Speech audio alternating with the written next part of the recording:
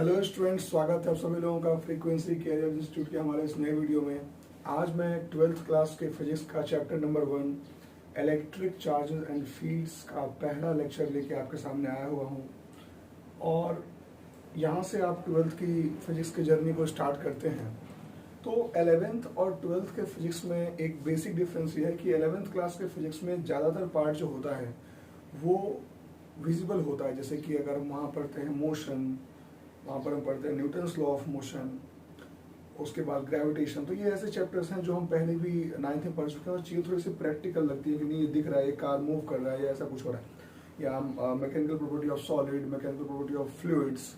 तो ये सभी चीज़ें ज़्यादातर हमारे रेंज में होती है, हम इनको देख सकते हैं, तो यहाँ थोड़ी फील ज़्यादा आती है।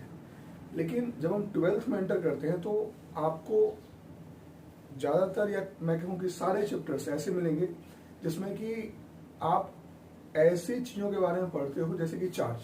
अब चार्ज पे अगर आप पढ़ना शुरू करोगे तो आपका chapter number 1 electric charge and fields, chapter number 2 electric potential capacitance, current electricity, magnetism, earth magnetism, magnetism matter जिसको हम बोलते हैं, EMI, AC, EM वेव्स, यहाँ तक पूरा हम चार्ज के बारे में पढ़ते हैं। तो बुक 1 पूरा आपका कंप्लीट होता है चैप्टर 1 to 8, जिसमें आप सिर्फ चार्ज के बारे में पढ़ते हैं, जिसको आपने कभी देखा नहीं, कभी जाना। इसके बाद आप अगले बुक 2 में आएंगे तो वहां आपको मिलेगा ऑप्टिक्स, उसमें wave optics, ray optics, dual nature, atom, nuclear, semiconductor, communication system. तो यहाँ पर 12th क्लास के अंदर आपको थोड़ा और शार्प होने की जरूरत है 11th के मुकाबले। तो इसका जो पहला चैप्टर है इलेक्ट्रिक चार्जेस एंड फील्ड्स, उसको हमने इलेक्ट्रोस्टैट्स के अंदर रखा हुआ है ना। तो पहले सीखते हैं कि इलेक्ट्रोस्टैट्स क्या होता है। इलेक्ट्रोस्टैटिक्स फिजिक्स का वो ब्रांच है जिसमें हम लोग चार्जेस के बारे में पढ़ते हैं, वो भी स्टेशनरी चार्जेस, रुके हुए चार्जेस के बारे में। तो आप इसको नोट कर सकते हैं कि electrostatics is the branch of physics in which we study about the charges at rest. ठीक है। अब इलेक्ट्रोस्टैट्स चूंकि बहुत लेंथी टॉपिक है तो इसको हमने 2 पार्ट्स में बांट रखा है। पहला इलेक्ट्रोस्टैट 1 और दूसरा इलेक्ट्रोस्टैट 2। इलेक्ट्रोस्टैट 1 के अंदर हम पढ़ते हैं चैप्टर नंबर 1 जो है आपका इलेक्ट्रिक चार्ज एंड फील्ड्स, और इलेक्ट्रोस्टैट 2 के अंदर हम पढ़ते हैं पोटेंशियल एंड कैपेसिटेंस। तो अभी हम लोग पढ़ रहे हैं इलेक्ट्रिक चार्ज एंड फील्ड्स। तो इससे पहले कि मैं इसको स्टार्ट करूं, मैं आपको पहले समझाता हूं कि चार्ज क्या होता है। What is charge? देखिए, चार्ज वो फिजिकल एंटिटी है जो हमें ये बताता है कि किसी बॉडी के पास इलेक्ट्रॉन ज्यादा है या कम है। अगर इलेक्ट्रॉन ज्यादा है उसके पास तो इलेक्ट्रॉन नेगेटिव चीज है, नेगेटिव चीज का ज्यादा होना मतलब नेगेटिव चार्ज। तो एक्सेस ऑफ इलेक्ट्रॉन मतलब क्या होता है? Negative charge. Lack of electron क्या होता है? Positive charge. कमी है किसकी? नेगेटिव चीज की। तो नेगेटिव चीज कम है मतलब आपके पास अच्छी बात है वो। तो lack of electron positive, excess of electron that is negative charge. तो मैं समझाता हूं, जैसे मान लो कोई बॉडी है, इस बॉडी पर 3 प्लस चार्जेस हैं और 3 माइनस चार्जेस हैं। नेट चार्ज इस पे 0 होगा। इस मार्कर को मैंने पकड़ रखा है, इसमें मुझे कोई चार्ज फील नहीं हो रहा क्योंकि इस पे जितना प्लस है उतना ही माइनस है। लेकिन अगर मैं इसमें 1 इलेक्ट्रॉन और एक्स्ट्रा डाल देता हूँ तो आप जानते हैं इसमें 4 इलेक्ट्रॉन हो गया और 3 प्रोटॉन हो गया, या इसमें 4 मैं कहता हूँ कि नेगेटिव चार्ज और 3 पॉजिटिव चार्ज, को नेट निकालो क्या आएगा? -1। तो यहाँ पे एक्सेस ऑफ इलेक्ट्रॉन है, इसलिए चार्ज क्या आया? -1 आया। यही यहाँ पर मैं इसको ना रख के एक प्लस को अगर बढ़ाता तो बताइए इस पे चार्ज क्या था? +4 - 3 यानी कि +1। तो इलेक्ट्रॉन की कमी है तो यहाँ प्लस चार्ज आ गया। तो ये बेसिक बात है। अच्छा, उसके बाद अगर कोई बॉडी इलेक्ट्रॉन को लूज करता है, लॉस ऑफ इलेक्ट्रॉन, तो वो भी पॉजिटिव चार्ज ही होता है, क्योंकि जब कोई चीज नेगेटिव को लूज करेगा तो अच्छी बात है। आपके लाइफ से नेगेटिविटी चली गई तो it's a good thing. So loss of electron is positive charge and gain of electron is negative charge. आपको देखिए यहाँ पर 4 प्रोटॉन है, 4 इलेक्ट्रॉन है, मैं रफली बताता हूँ। तो जरूर यहाँ पर इसने 1 इलेक्ट्रॉन किसी को दिया होगा तभी यहाँ पर एक कम है, नहीं तो नॉर्मली बॉडी के पास दोनों बराबर मात्रा में होते हैं। इसने किसी को एक दिया होगा तभी तो एक कम है इसके पास। तो ये भी लॉस ऑफ इलेक्ट्रॉन का ही केस है। वहां से भी आप देखोगे तो आपको पॉजिटिव ही आंसर आएगा। तो ये होता है चार्ज। अब चार्ज की होती है कुछ प्रॉपर्टीज और चार्ज की यूनिट्स के बारे में पढ़ते हैं। तो चार्ज का जो यूनिट होता है वो होता है coulomb. Coulomb is the unit of charge, जिसको हम डिनोट किससे करते हैं? C से डिनोट करते हैं। इसके कुछ और छोटे यूनिट्स हैं जैसे कि मिली कूलम, वो होता है 10 टू द पावर -3 कूलम। अगला होता है माइक्रो कूलम, वो होता है 10 टू द पावर -6 कूलम। इस तरीके से इसके यूनिट्स होते हैं। अब चार्जेस की कुछ प्रॉपर्टीज हैं, उसको हम पढ़ लेते हैं। तो चार्ज की प्रॉपर्टी क्या क्या होती है, आपने छोटी क्लास में पढ़ा होगा कि like charges repel, unlike charges attract, ये बेसिक प्रॉपर्टी है। इसके अलावा इसमें 2-3 प्रॉपर्टी और मैं आपको ऐड करके समझाता हूँ। उससे पहले एक चीज और सीखते हैं, वो है कि बॉडी को चार्ज किया कैसे जाता है, ठीक है ना। तो how to charge a body, charging of a body. Body को चार्ज करने के 3 तरीके हैं। पहला तरीका है बाय फ्रिक्शन, जिसको हम बोलते हैं बाय रबिंग। आप 2 बॉडीज को रब करके उसको चार्ज कर सकते हो। दूसरा होता है बाय कंडक्शन, एक बॉडी को दूसरे बॉडी से टच करा के उसको चार्ज कर सकते हो। और तीसरा होता है बाय इंडक्शन। ये 3 तरीके से बॉडी को आप चार्ज कर सकते हो। मैं आपको 1 बाय 1 एक्सप्लेन करता हूं। सबसे पहला होता है फ्रिक्शन से चार्ज करना। देखो फ्रिक्शन में क्या होता है कि दोनों बॉडी, एक बॉडी ये है, इसके पास कोई चार्ज नहीं है, दूसरी बॉडी है, इसके पास कोई चार्ज नहीं है, दोनों बॉडीज क्या है, न्यूट्रल है। दोनों बॉडीज को लिया और ऐसे रब कर दिया। जैसे रब किया तो किसी में से एक में से इलेक्ट्रॉन बाहर निकल के दूसरे में आ जाएगा। तो मान लो कि यहां से इलेक्ट्रॉन निकल के यहां चला गया। जैसे ही इलेक्ट्रॉन यहां से यहां गया तो इस पे चार्ज क्या आ गया, एक इलेक्ट्रॉन गया तो यहां आ गया प्लस चार्ज, और इस पे एक चला गया तो यहां आ गया माइनस चार्ज। तो फ्रिक्शन में क्या होता है, दोनों बॉडीज पर इक्वल और अपोजिट चार्ज डेवलप होता है। एक से इलेक्ट्रॉन निकलता है, दूसरे पर इलेक्ट्रॉन जाता है। तो ये फ्रिक्शन का तरीका हो गया। नंबर 2 मेथड कौन सा होता है, चार्जिंग बाय कंडक्शन। तो कंडक्शन में क्या होता है कि एक बॉडी के पास चार्ज होता है, जैसे ये बॉडी है, इसके पास चार्ज अवेलेबल है, सपोज पॉजिटिव, ठीक है। एक दूसरी बॉडी है, इसके पास भी चार्ज हो सकता है, नहीं भी हो सकता है, जरूरी नहीं कि हो ही। मैं आपको यहाँ पे इसको फिगर्स से समझाता हूँ, ज्यादा इजी रहेगा। सपोज इसके पास चार्ज था +10, कितना है, +10। इसके पास चार्ज है 0, कोई चार्ज नहीं। आपने क्या किया, इसको लिया, इसको इससे टच कराया। कंडक्शन में टच कराना जरूरी होता है, यहाँ भी टच कराना जरूरी होता है। तो जैसे ही मैं इसको इससे टच कराऊंगा तो इसका कुछ चार्ज यहाँ पे ट्रांसफर हो जाएगा। कितना ट्रांसफर होगा वो समझ लेते हैं। जब हम इस बॉडी को टच कराते हैं तो टोटल चार्ज से नंबर ऑफ बॉडी को डिवाइड करते हैं। जैसे बताइए यहाँ पे कितना चार्ज है 10, इस पे कितना 0, नेट कितना हो गया 10, सम 10 हो गया। तो इस पे 5 आएगा, इस पे 5 आएगा, दोनों लेकिन प्लस के ही होंगे, है ना, क्योंकि ये इसको चार्ज दे रहा है, ठीक है। तो यहाँ पर यही इस पे ट्रांसफर होता है, तो ये भी इसका प्लस का ही चार्ज होगा। तो कंडक्शन में क्या सीखा आपने कि इक्वल डिवाइड होता है, लेकिन दोनों सेम नेचर के होते हैं। अब बताइए, अगर यहाँ पर पहले से 20 कूलम चार्ज होता, इमेजिन यहाँ 20 होता और 10 होता, इन दोनों को आप टच कराते तो नेट चार्ज क्या होता, बहुत इजी है। देखिए इस पे 15, इस पे 15, कैसे निकाला आपने, 20 10 को ऐड किया होगा तो 30 हो गया होगा, और 30 को फिर 2 से डिवाइड कर दिया, कितना हो गया, 15 हो गया। तो इस तरीके से कंडक्शन काम करता है। चलिए आगे बढ़ते हैं। तीसरा होता है इंडक्शन। इंडक्शन में क्या होता है कि एक बॉडी पहले से चार्ज होती है, ये बॉडी पहले से इस पर चार्ज अवेलेबल है। अब दूसरी बॉडी को हम इसके पास लाते हैं, ऐसा नहीं बोलता कि उसको टच कराते, नहीं, उसके जस्ट पास लेके आते हैं। तो इस बॉडी को जैसे ही इसके पास लेके आएंगे तो ये न्यूट्रल बॉडी है। न्यूट्रल बॉडी का ये मतलब होता है कि जितना उस पर प्लस चार्ज है उतना ही उस पर माइनस चार्ज भी होता है। ये न्यूट्रल बॉडी की खास बात होती है। तो देखिए, अगर ये न्यूट्रल है तो इस पर प्लस भी है, माइनस भी है। इसमें जितने भी प्लस हैं वो इस प्लस को देख के दूर चले जाएंगे, और इस पे जितने भी माइनस थे वो इस प्लस को देख के पास आ जाएंगे। इसको बोलते हैं कि दूसरी वाली बॉडी है अभी भी न्यूट्रल ही, लेकिन पोलराइज हो गई। क्या हो गई, पोलराइज, मतलब उसमें पोल्स आ गए, प्लस एक तरफ और माइनस एक तरफ, ठीक है ना। अब देखो होगा क्या कि अब हम क्या करते हैं, इसके इस वाले एंड को अर्थिंग कर देते हैं। अर्थिंग से क्या होता है कि इसका पूरा पॉजिटिव चार्ज जो है वो अर्थ में चला गया, और फाइनली क्या मिलेगा आपको कि एक बॉडी यहाँ पर पॉजिटिव चार्ज था और दूसरा बॉडी जो था यहाँ पर ये नेगेटिव चार्ज हो गया, इस तरीके से, ठीक है। तो ये तरीका है जिससे कि आप क्या कर सकते हैं, किसी भी बॉडी को इंडक्शन से चार्ज कर सकते हैं। तो आपने क्या सीखा कि कौन से मेथड में टच होना जरूरी है, तो आंसर है फ्रिक्शन और कंडक्शन। किसमें बिना टच कराए भी चार्ज दिया जा सकता है, इंडक्शन। कौन से में ऑपोजिट चार्ज आते हैं, तो फ्रिक्शन में ऑपोजिट आता है, इंडक्शन में ऑपोजिट आता है। किसमें सेम आता है, कंडक्शन में सेम आता है। तो इस तरीके से आप इसको समराइज कर सकते हैं। This is the way to charge a body.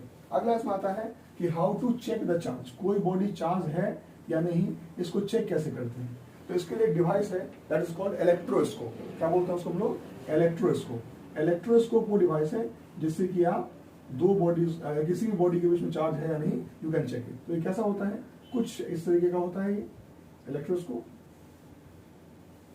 इसको हम लोग गोल्ड लीफ इलेक्ट्रोस्कोप भी कहते हैं, है ना। यहां पर ये दो गोल्ड के लीव्स होते हैं और ये होता है डिस्क, और इसी डिस्क से ये रॉड कनेक्ट है और सभी साथ में कनेक्ट है इस तरीके से, ठीक है। ये गोल्ड के दो स्ट्रिप्स बहुत पतले होते हैं। अब देखो होता क्या है, मान लो कि इस बॉडी पे चार्ज है, पॉजिटिव चार्ज है इस मार्कर पे, मैं जैसे ही इसको यहाँ टच कराऊंगा तो क्या होगा, with the help of conduction यहां से पॉजिटिव चार्जेस डिस्क पे आ जाएंगे, वो पॉजिटिव चार्जेस इस रॉड के थ्रू आगे बढ़ेंगे और कुछ इस प्लेट पे आ जाएंगे और कुछ इस प्लेट पे आ जाएंगे। जो लीफ पहले बंद था, अब पॉजिटिव चार्ज आने के उसका रिपल्सन होगा तो वो फैल जाएगा। तो अगर आप इलेक्ट्रोस्कोप के टॉप पर ऐसे किसी बॉडी को टच कराते हो और उसके लीव्स फैल जाएं, इसका मतलब ये समझ लीजिएगा कि इस बॉडी पे चार्ज था पहले से और ये हो गया। अगर ये बॉडी नेगेटिवली चार्ज भी होती तो भी अगर आप इसको टच कराते तो भी ये फैलता ही फैलता। तो इससे आप चेक कर सकते हो कि किस तरीके से बॉडी कोई बॉडी चार्ज है या नहीं है।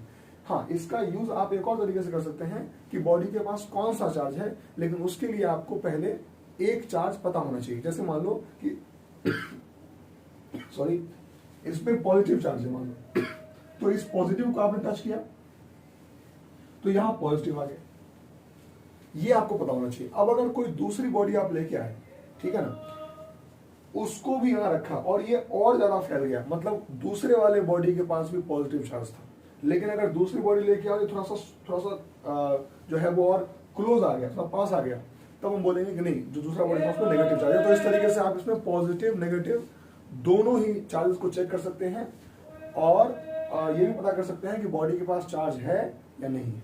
तो ये पूरा था हमारा चार्ज के बारे में कि चार्ज होता क्या है, उसके चार्ज के दो टाइप्स होते हैं, पॉजिटिव और नेगेटिव, चार्जिंग के मेथड्स क्या होते हैं और चार्ज को चेक करने का जो डिवाइस है वो क्या होता है। अब देखिए, इसमें आपको एक टेबल में याद करवा देता हूं, वो टेबल बहुत इंपॉर्टेंट है। उसमें क्या होता है कि आपके पास दो सेट मिलते हैं नंबर्स के, मटेरियल्स के, कि उन दोनों मटेरियल्स को रब किया जाए तो किस पे कौन सा चार्ज आएगा, ठीक है।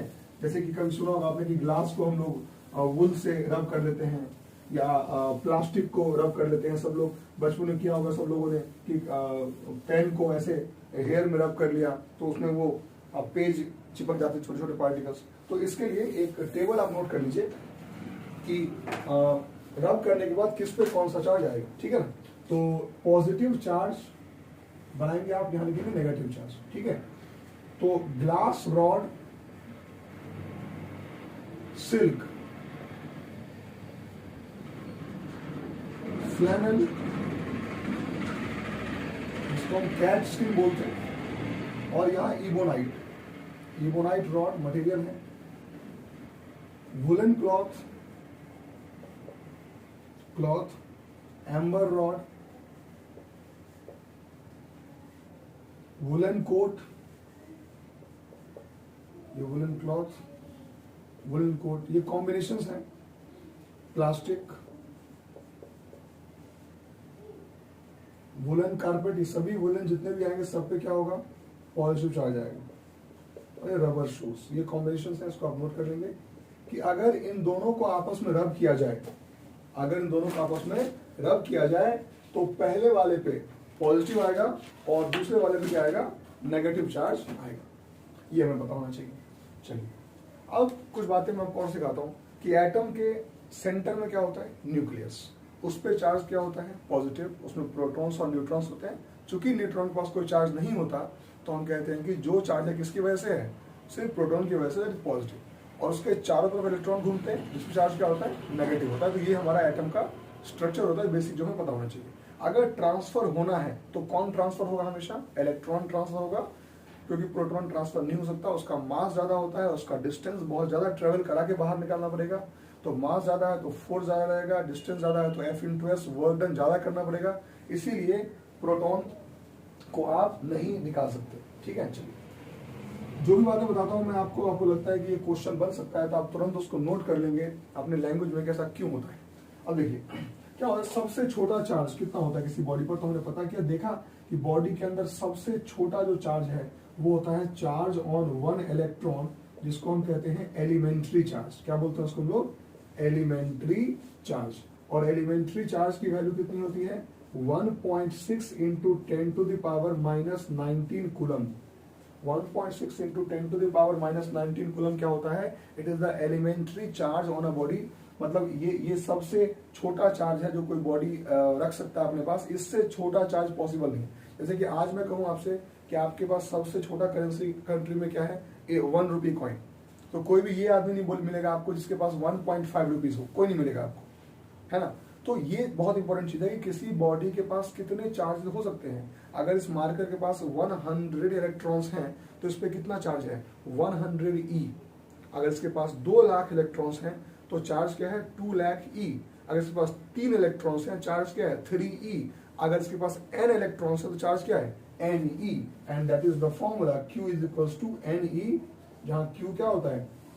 टोटल चार्ज, n होता है नंबर ऑफ इलेक्ट्रॉन्स और e क्या होता है? Charge on one electron. किसी भी बॉडी के पास इंटीग्रल मल्टीपल ऑफ इलेक्ट्रॉन्स के टर्म्स में ही चार्ज होता है। ऐसा नहीं कि उस पर 2.5 या 3.5 चार्जेस होंगे। और इसको क्या बोलते हैं हम लोग? Quantization of charge. क्या बोलते हैं?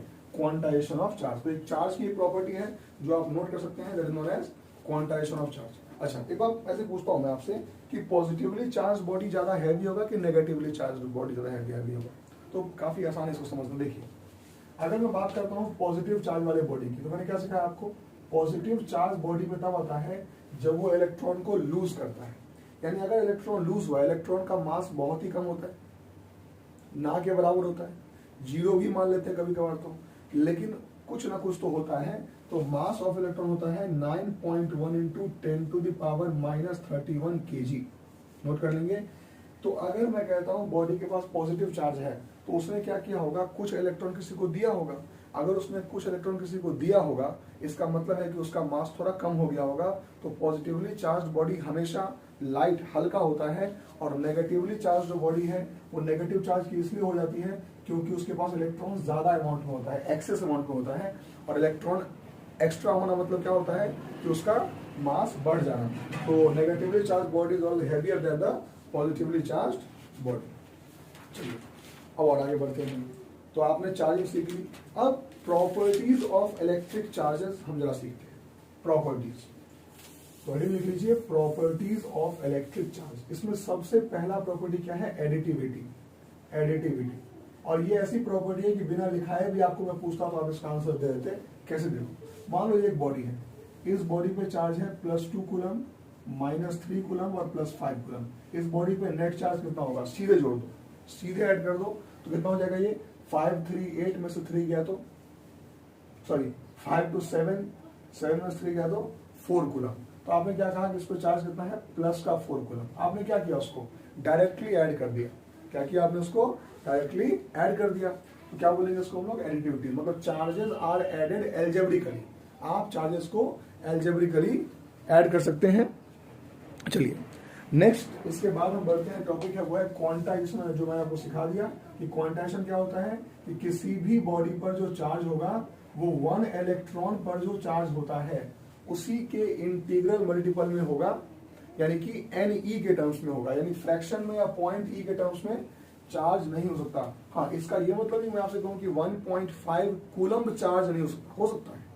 कूलम में तो हो सकता है ना, इलेक्ट्रॉन के टर्म्स में नहीं है ना। आप बताइए, आपके पास आज के टाइम में क्या 1.5 लाख रुपीज नहीं हो सकते? क्या हो सकते हैं? लेकिन मैं कहूं कि 1.5 रुपीज हो सकते हैं क्या? तो वो नहीं हो सकते, क्योंकि सबसे छोटा करेंसी क्या है? 1 रुपए का सिक्का है। ठीक है, क्वांटाइजेशन। तो फॉर्मूला क्या हो गया? फिर से बताता हूं, Q = N। थर्ड जो प्रॉपर्टी है उसको बोलते हैं कंजर्वेशन ऑफ चार्ज। मतलब चार्जेस को जो है आप ना ही बना सकते हो और ना ही क्या कर सकते हो? उसको आप डिस्ट्रॉय कर सकते हो। Charges can neither be created nor be destroyed. क्या बोलते हैं इसको हम लोग? It is known as conservation of charge. ठीक है, अब आगे देखिए। तो ये जो रूल है कंजर्वेशन ऑफ चार्ज का, ये एक आइसोलेटेड सिस्टम के लिए वैलिड है, कई बार ऐसा होता है कि चार्जेस बनते भी हैं और कई बार ऐसा होता है कि चार्जेस जो है वो डिस्ट्रॉय भी होते हैं, लेकिन वो जो होते हैं वो पेयर्स में होते हैं। किसमें होते हैं? पेयर में।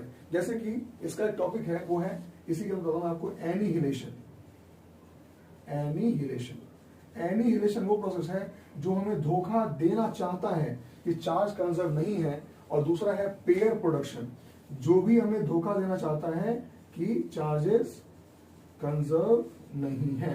लेकिन आप धोखा खाना मत, ये दोनों भी जो है वो चार्जेस के कंजर्वेशन को प्रूफ करते हैं। कैसे? उसमें बताता हूं आपको। एनिहिलेशन का मतलब क्या होता है कि एक इलेक्ट्रॉन और एक पॉजिट्रॉन मिलकर गामा रेज को रिलीज करें। एक इलेक्ट्रॉन और एक पॉजिट्रॉन मिलकर क्या रिलीज करें? Gamma rays. तो ये तो पार्टिकल हो गया, और ये क्या हो गया? रेडिएशन। क्या हो गया? ये रेडिएशन।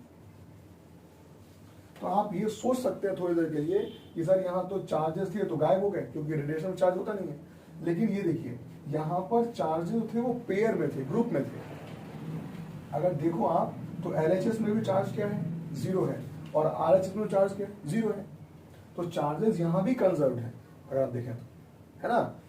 बस ऐसा लगता है कि चार्जेस खत्म हो गए, ठीक है। इसी का दूसरा एग्जांपल है पेयर प्रोडक्शन, और वो ठीक इसका उल्टा होता है। वही होता है कि जब हम प्लेटिनम में 2 गामा रेज को स्ट्राइक कराएंगे या गामा रेज को स्ट्राइक करेंगे, तो ये क्या हो जाएगा? It will release 1 electron and 1 positron. तो यहां भी आपको क्या लगता है देखने में कि शायद इन केस क्या हो रहा है कि चार्जेस बन रहे हैं। तो ये बन नहीं रहा। आप देखो, बन भी रहा है किसमें? पेयर में बन रहा है। खत्म भी हो रहा है किसमें? पेयर में हो रहा है। तो इसको क्या बोलते हैं हम लोग? Pair production. तो ये 2 ऐसी चीजें हैं जहां पर कि आपको लगेगा कि चार्जेस कंजर्व नहीं है, लेकिन ऐसा बिल्कुल नहीं होता। चार्जेस यहां भी कंजर्व होते हैं, ठीक है। तो ये थे चार्ज के कुछ प्रॉपर्टीज। पहला एडिटिविटी, दूसरा क्वांटाइजेशन, और तीसरा कंजर्वेशन। इस क्वांटाइजेशन पे बहुत सारे न्यूमेरिकल्स आते हैं। आपको इसमें ई की वैल्यू पता है, आपसे क्यू पूछा जाएगा, आपसे एन पूछा जाएगा। एन पता हो क्यू निकाल लो, क्यू पता हो एन निकाल लो। न्यूमेरिकल सीरीज मैं अभी कराऊंगा, उसमें इसके मैं कई क्वेश्चंस कराऊंगा, ठीक है। इसके बाद इस चैप्टर, ये तो बेसिक्स था जो आपने सीखा है कि चार्जेस क्या होते हैं, चार्जेस की प्रॉपर्टी क्या होती है। एक्चुअल में जो चैप्टर स्टार्ट होता है वो स्टार्ट होता है कूलम्स लॉ से। कहाँ स्टार्ट होता है? कूलम्स लॉ से, ठीक है। अब देखिए कूलम्स लॉ क्या होता है। तो जैसे आपने ग्रेविटेशन चैप्टर पढ़ा होगा 11th क्लास में, तो या 9th में भी आपने पढ़ा होगा। तो ग्रेविटेशन में क्या होता है कि हम 2 बॉडीज के बीच में फोर्स निकालते हैं उनके मास की वजह से। तो 2 बॉडीज के मास की वजह से जो उन पर फोर्स लगता है उसको क्या बोलते हैं हम लोग? ग्रेविटेशनल फोर्स बोलते हैं। और 2 बॉडीज के पास जो चार्ज होता है उसकी वजह से जो उस पर फोर्स लगता है उसको हम लोग इलेक्ट्रोस्टैटिक फोर्स बोलते हैं। और इसी फोर्स को निकालने के लिए कौन हेल्प करता है? Coulomb's law. तो हेडिंग लिखिए कूलम्स लॉ। तो पहले आपको पता होना चाहिए कूलम्स लॉ किस काम के लिए बना हुआ है। तो कूलम्स लॉ किस में हेल्प करता है? It is helpful to calculate the electrostatic force of repulsion और अट्रैक्शन बिटवीन द 2 चार्जेस। ये आपको यहां लिखना पड़ेगा। अब इसमें हम मानते हैं, जैसे मान लो कि एक चार्ज है यहाँ पर, वो है प्लस Q1, या चार्ज है Q1 सपोज, और यहाँ एक चार्ज है Q2। 2 चार्जेस हैं, और इन दोनों चार्जेस के बीच का जो डिस्टेंस है वो डिस्टेंस है सपोज R। यानी 2 चार्जेस हैं Q1 Q2, और उनके बीच का डिस्टेंस क्या है? R है। तो कूलम्स लॉ ये कहता है कि इन दोनों के बीच का जो फोर्स होगा वो डायरेक्टली प्रोपोर्शनल होगा किसके? प्रोडक्ट ऑफ चार्जेस के, और इनवर्सली प्रोपोर्शनल होगा किसके? इनके बीच के डिस्टेंस के स्क्वायर। सेम लॉ है, ग्रेविटेशन में कंपेयर कर सकते हैं। इसका स्टेटमेंट क्या लिखेंगे? Coulomb's law state that the force of attraction और repulsion between 2 charges is directly proportional to product of the charges and inversely proportional to the square of the distance between them। इस line को आप लिख लीजिएगा, ठीक है। चलिए अब इन दोनों को अगर हम कंबाइन करते हैं तो क्या मिलता है अपने को? F proportional to Q1 Q2 by R square, और यहाँ कांस्टेंट डालने का हो जाएगा F equals to K Q1 Q2 by R square. तो ये हमारा फॉर्मूला किसका हो गया?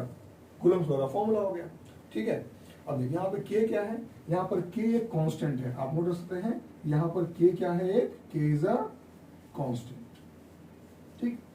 अब K कांस्टेंट है तो इसको थोड़ा डिफाइन करने के लिए हम आगे चलते हैं, नया टर्म सीखते हैं वो है कि परमिटिविटी क्या होती है। बहुत ही बेसिक सिखा रहा हूं मैं आपको, आप बड़े ही आसानी से हो सकता है। मेरा कोई भी ऐसा इंटेंशन नहीं है कि मैं टफ चीजें बताऊं आपको और आपको इसमें परेशान करूं।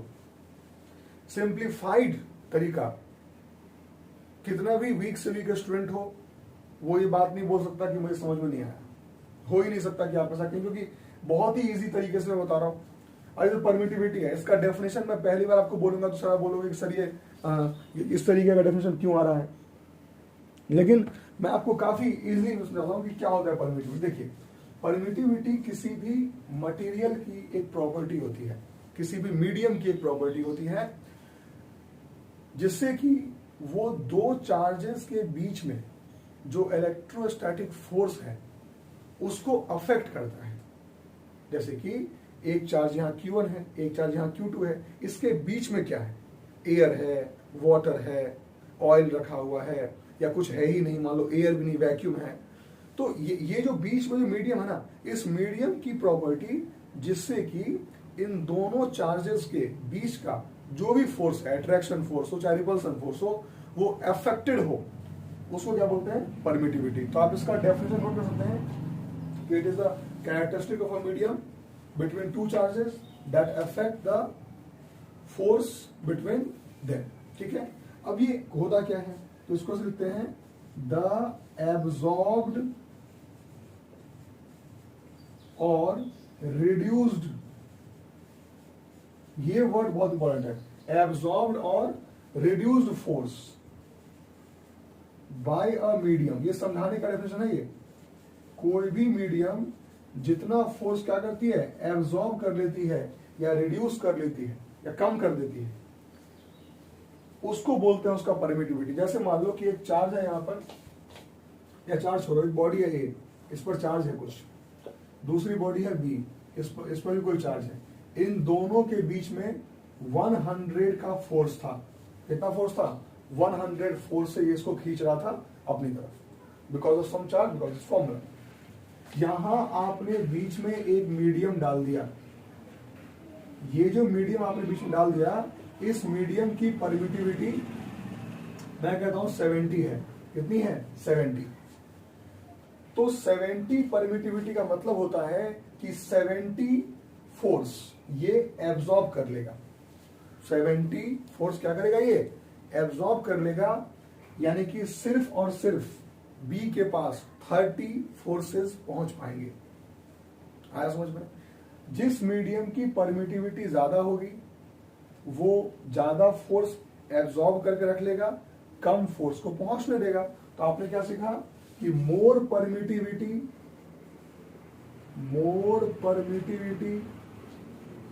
Means less force.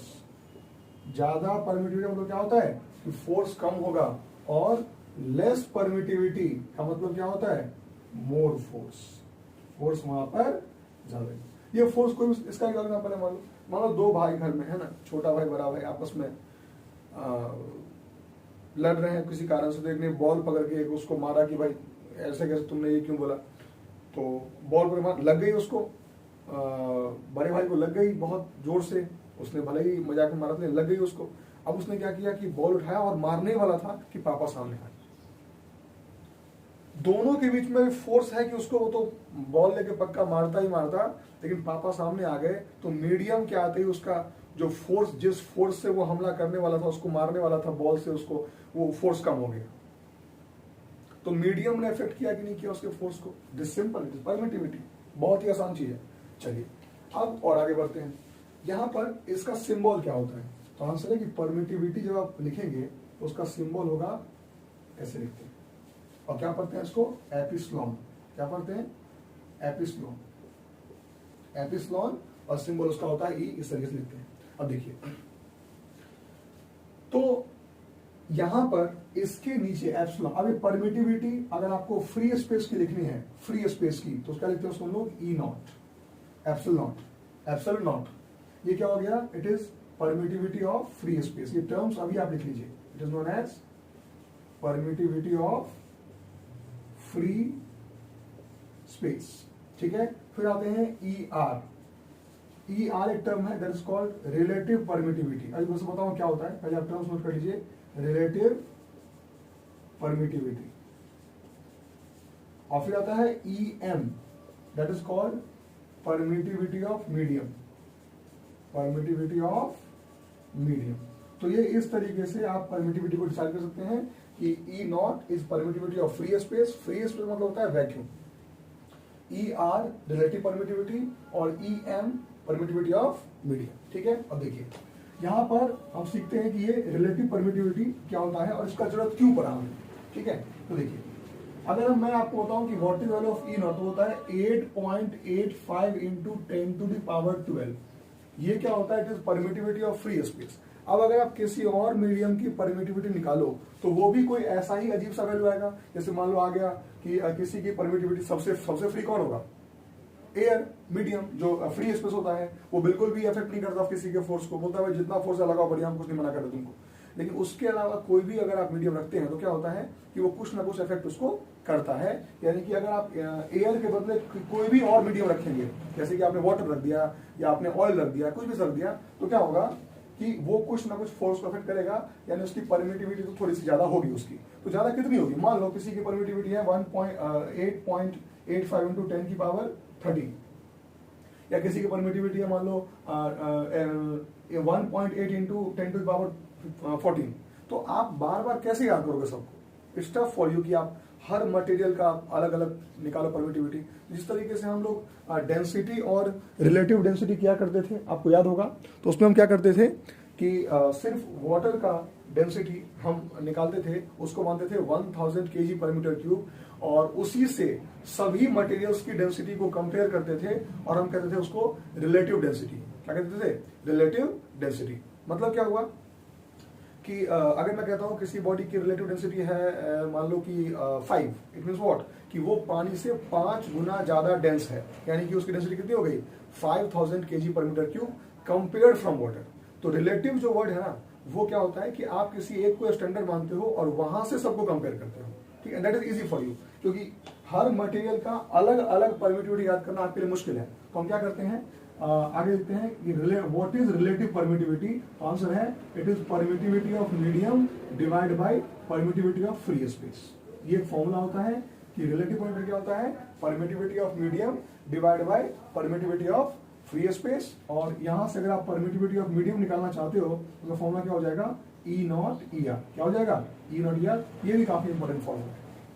चलिए, तो यहाँ जो ये के है, अब मैं इस के को जस्टिफाई करता हूं कि इन कूलम्स लॉ, जो कूलम्स लॉ का जो फॉर्मूला है, वहां पर जो आपको के मिला था, इस के की वैल्यू कितनी होती है 1/4 पाई एप्सिलॉन नॉट। क्या होता है 1/4 पाई एप्सिलॉन नॉट। यहाँ पर एप्सिलॉन नॉट क्यों है आया, क्योंकि क्या बोलते हैं इसको हम लोग, it is permittivity of free space. और 1/4 पाई क्यों आया, क्योंकि आपने पढ़ा होगा 11th क्लास में कि किसी भी पॉइंट के अबाउट जो स्फीयर बनता है उस पर सॉलिड एंगल क्या होता है 4 पाई, है ना। सॉलिड एंगल क्या होता है 4 पाई।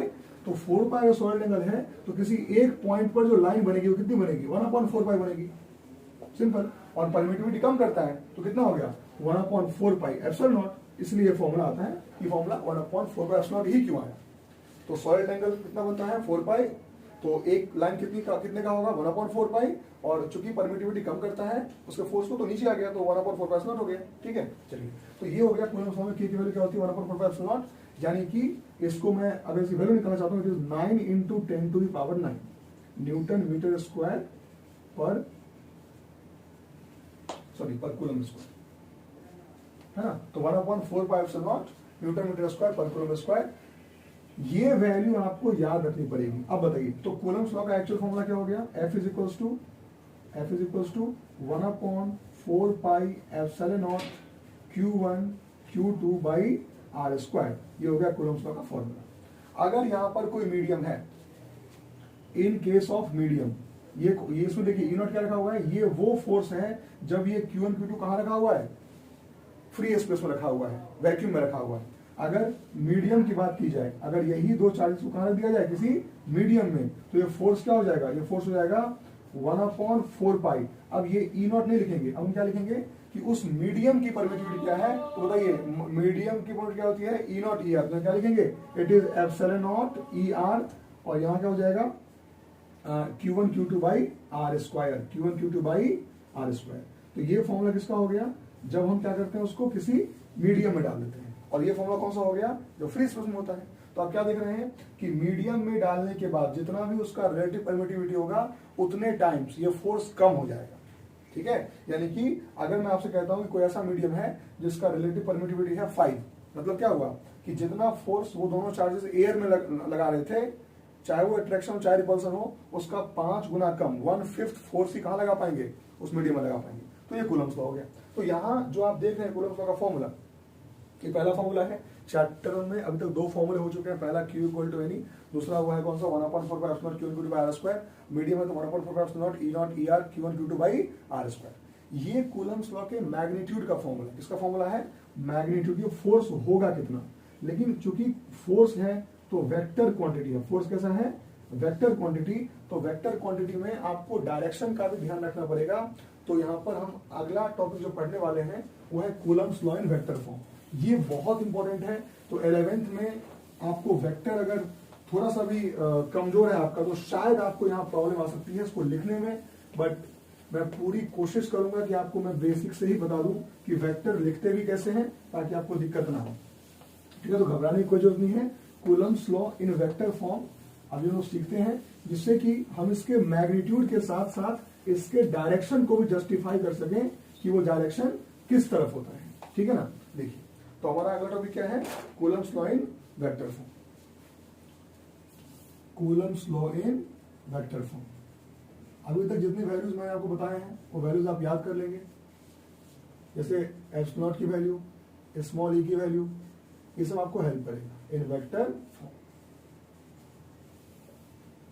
अब देखिए, जैसे मान लो यहां पर एक चार्ज है Q1, कौन सा चार्ज है Q1, और यहां एक चार्ज है Q2, बहुत बढ़िया, ये उसका हो गया लाइन।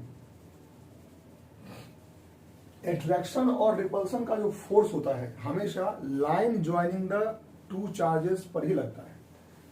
ये Q1 इस Q2 पर या तो इधर फोर्स लगाएगा या तो इधर फोर्स लगाएगा, कभी भी उधर उधर इधर इधर नहीं लग सकता। It always act along the line joining the two charges. ठीक है, चलिए, और ऐसे को क्या बोलते हैं हम लोग, सेंट्रल फोर्सेस बोलते हैं, सेंट्रल फोर्सेस।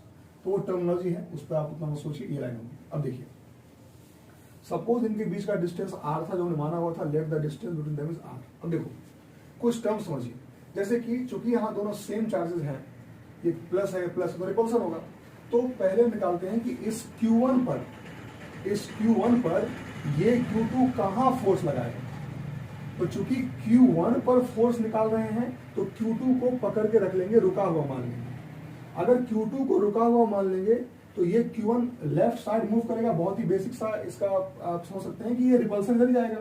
तो ये फोर्स इधर गया, इस फोर्स का नामकरण कैसे करते हैं, बच्चे का नाम रखते हैं, ऐसे इसका नाम रखेंगे, बताइए। फोर्स F किस पर लग रहा है, 1 पर, कौन लगा रहा है, 2, तो नाम क्या हो गया इसका, F12। फिर से F12 में 1 क्या होता है, यहाँ लिखता हूं मैं, चलो F12 जो लिखते हैं उसमें 1 क्या होता है, ऑन, और 2 क्या होता है, बाई। फोर्स ऑन 1 बाई 2 या ड्यू टू 2। सिमिलरली अगर मैं इस Q2 पे फोर्स निकालूं Q1 पे से, क्या होगा बताइए। तो Q2 पे फोर्स Q1 कहां लगा रहा है, राइट में, इस तरफ लगा रहा है। क्या लिखेंगे इसको, बताइए। It is force on 2 due to 1, force on 2 due to 1।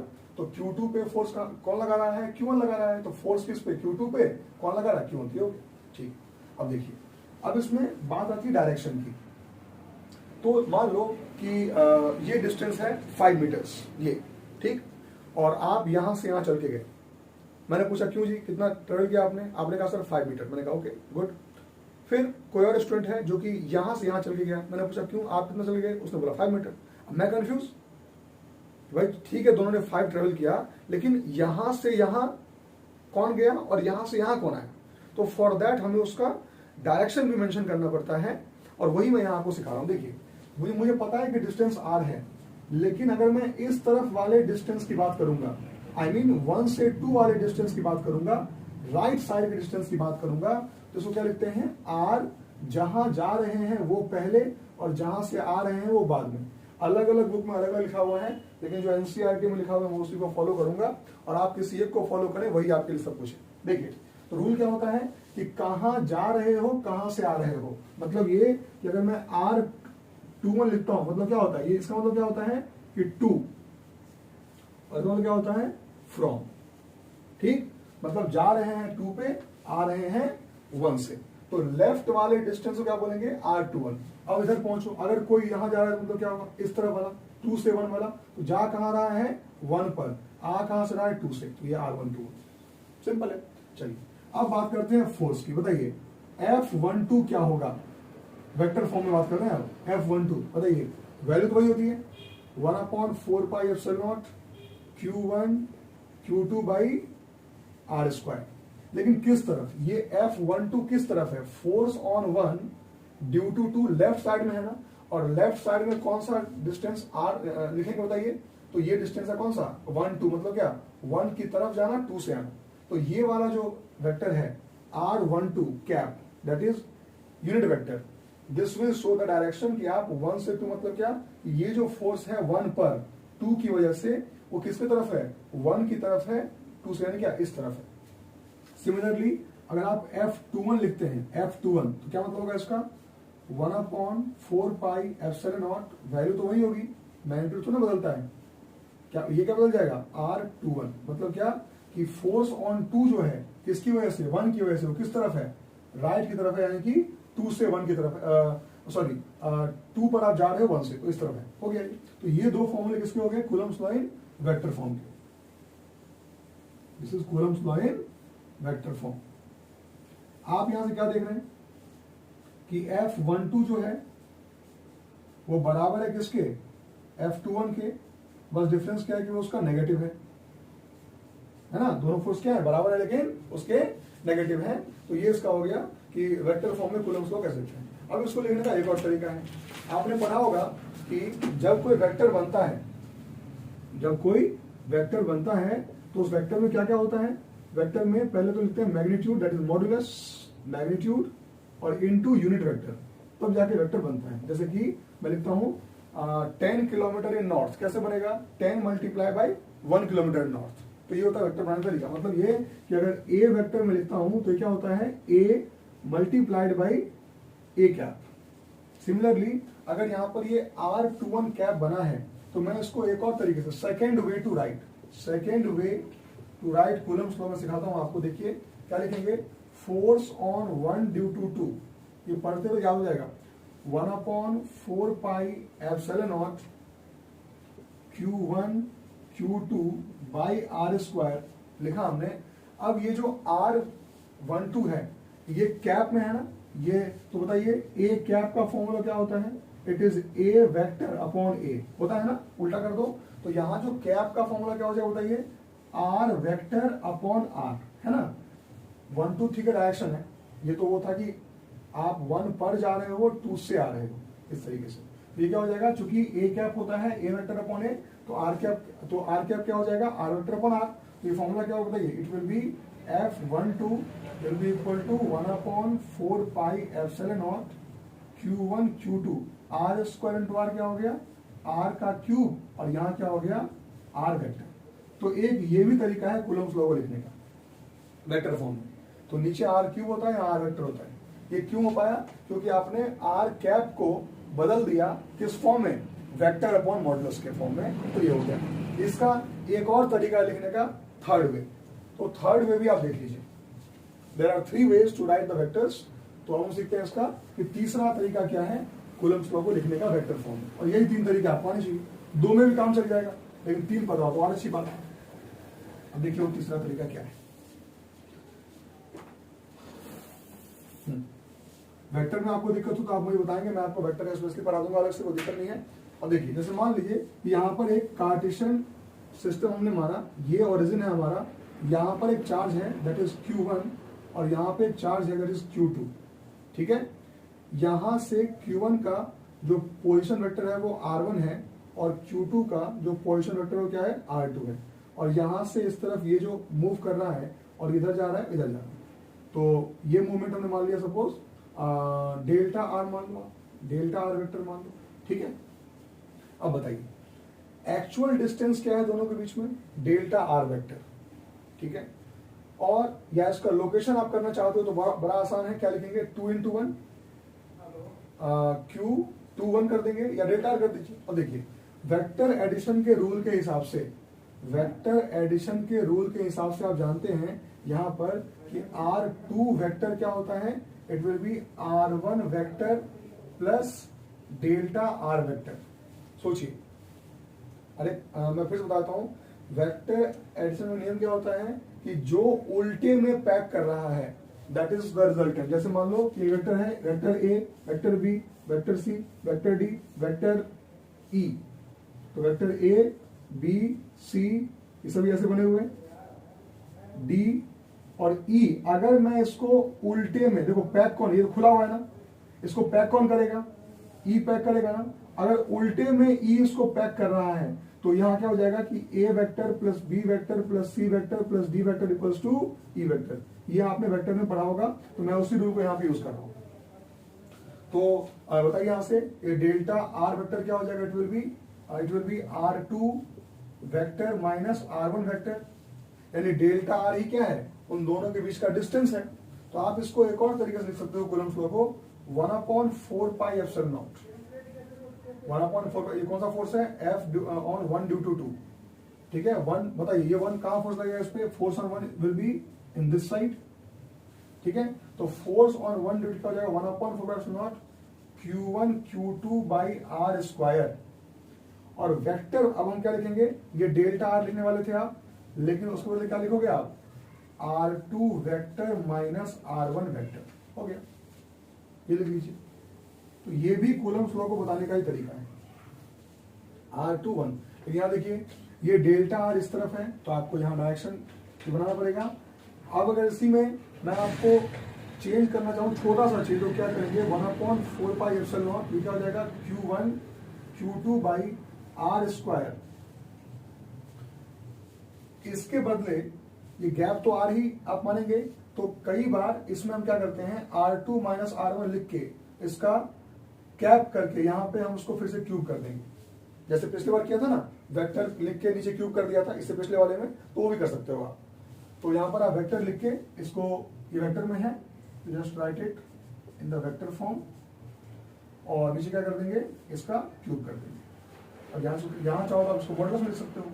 तो ओवरऑल ये मतलब है डेल्टा आर। अब इसको बताइए डेल्टा आर का लोकेशन क्या होगा, हम 4 किसको निकाल रहे हैं, 1 पे, किसके 2 को निकाल रहे हैं, क्या लिखेंगे इसको R12। तो यहाँ क्या लिखूं मैं, इसमें ये वैल्यू क्या लिखेंगे R12। तो आप इसको चाहो तो ऐसे लिख सकते हो, थोड़ा मैं इजी कर देता हूँ आपके लिए, you can write it R12 vector in this way. तो अगली बार जब आप इसको ऐसा चेंज कर लिखेंगे तो फिर नीचे क्या R3 डाल सकते हैं। तो ये भी तरीका है कूलम्ब्स लॉ को लिखने का, ठीक है। तो इस तरीके से वेक्टर लॉ आपसे, इसको अगर आप चाहें तो इग्नोर भी कर सकते हैं, बट बाकी जो 2 तरीके हैं वो आपको अच्छे से आना चाहिए कूलम्ब्स लॉ को समझने के लिए। तो कूलम्ब्स लॉ यहां पर एंड होता है।